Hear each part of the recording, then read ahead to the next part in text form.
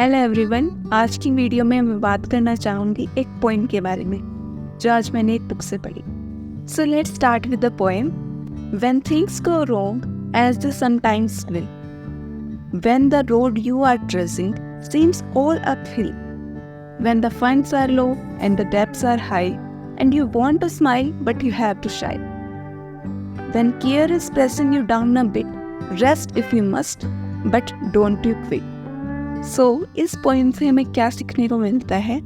इस पैराग्राफ में ये बताया गया है कि कभी कभी ये होता है कि हमारे साथ बहुत गलत हो रहा होता है, ठीक है, बहुत ज़्यादा, मतलब हम इमेजिन भी नहीं कर पाते, किसी को शेयर नहीं कर पाते, इतना ज़्यादा गलत हो रहा होता है। उसके बाद भी जब हमें कोई ऐसी क्लैरिटी नहीं दिख रही होती, हमारी जो मंजिल है उसके हम आसपास भी हमें नज़र नहीं आ रहा होता कि हम उसके आसपास भी हैं, बट हमारे पास कोई ऑप्शन नहीं होता उस टाइम पे, कोई रिसोर्स नहीं है हमारे पास, कुछ भी नहीं है, हम खुश रहना चाहते हैं बट उन सब चीज़ों का स्ट्रेस हमारे ऊपर इतना ज़्यादा हैवी हो जाता है कि हम अपने काम पे फोकस ही नहीं कर पाते।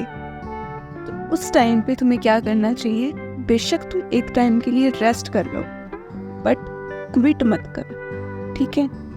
तो एक लाइन है मेरी पर्सनल फेवरेट, हार जाना चलेगा पर हार मानना नहीं, ठीक है। So let's move on to the second paragraph which says life is square with its twists and turns as every one of us sometime plan, and many a failure turns about when he might have won had he stuck it out. Don't give up through the pace seems slow, you may succeed with another blow. तो अब हम बात करते हैं second paragraph के बारे में। Second paragraph से हमें क्या सीखने को मिला है? वो ये है कि लाइफ जो है वो ट्विस्ट एंड टर्न से भरी हुई है, ठीक है। जैसे कि हमें कभी ना कभी लाइफ से कोई ना कोई लेसन सीखने को मिला है, ठीक है। तो हमारी लाइफ में बहुत सारे फेलियर्स आएंगे, ठीक है, उसके लिए प्रिपेयर हमें रहना पड़ेगा। बेशक हमारी स्पीड स्लो है बट हम मूव कर रहे हैं। जैसे कि हमने वो कहानी सुनी है ना, खरगोश और कछुए की। वो कछुआ धीरे धीरे, बेशक हम थोड़े कम स्पीड से मूव कर रहे हैं बट हम मूव कर रहे हैं, हम स्टक नहीं है। एक डिफरेंस होता है, जो एक तो है जो काम ही नहीं कर रहा उस स्टेज पे, और एक जो है थोड़ा सा मूव कर रहा है, जो स्लोली मूव कर रहा है, उसका पेस स्लो है बट वो मूव तो कर रहा है ना, ठीक है। थोड़ी सी मेहनत और करो, तुम भी सक्सेसफुल हो जाओगे, ठीक है। So now we can move on to the third paragraph.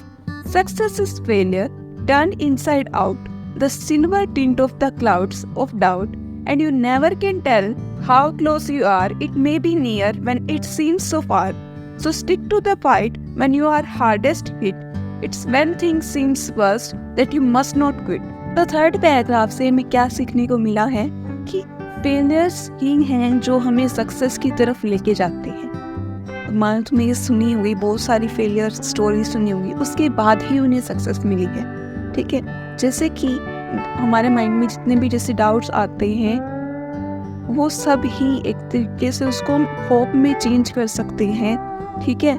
और हमें कभी ये नहीं पता चलता हम कितने क्लोज हैं अपने, जो हमारा जो ड्रीम है, हमारा जो टारगेट है, उसके कितने क्लोज हैं, जब तक हम वो एक बार ट्राई नहीं करते। जैसे कि हमने एक कारपेंटर वाली स्टोरी सुनी है कि वो ज़्यादा टाइम वो क्या करता था, अपनी शार्प करने में लगाता था, अपनी जो वो थी उसकी क्या बोलते हैं उसको, कुल्हाड़ी, हाँ, उसको शार्प करने में लगाता था, ठीक है। तो तुम वही टाइम दे रहे, तो इससे पहले कि तुम क्विट करो, तुम ये जान लो कि तुम उसके कितने पास हो सकते हो अपने ड्रीम के, ठीक है। इसलिए तुम्हें कभी भी होप लूज करके ये नहीं सोचना चाहिए कि मैं इससे बैकअप कर लूँ या क्विट कर दूँ। तो बहुत अच्छी पॉइंट थी ये डोंट क्विट के बारे में। सो लास्ट थिंग मैं जो तुमसे शेयर करना चाहूँगी, जैसे कि मान लो तुम, एक तो ग्लास है हमारे पास और एक है स्टील, उस पर तुम हथौड़ा मार रहे हो, एक तो क्या करेगा, टूट जाएगा, और दूसरा और बेटर बनता जाएगा। तो तुम्हें चूज करना है whether you want to break records और rather you want to break down. Thank you.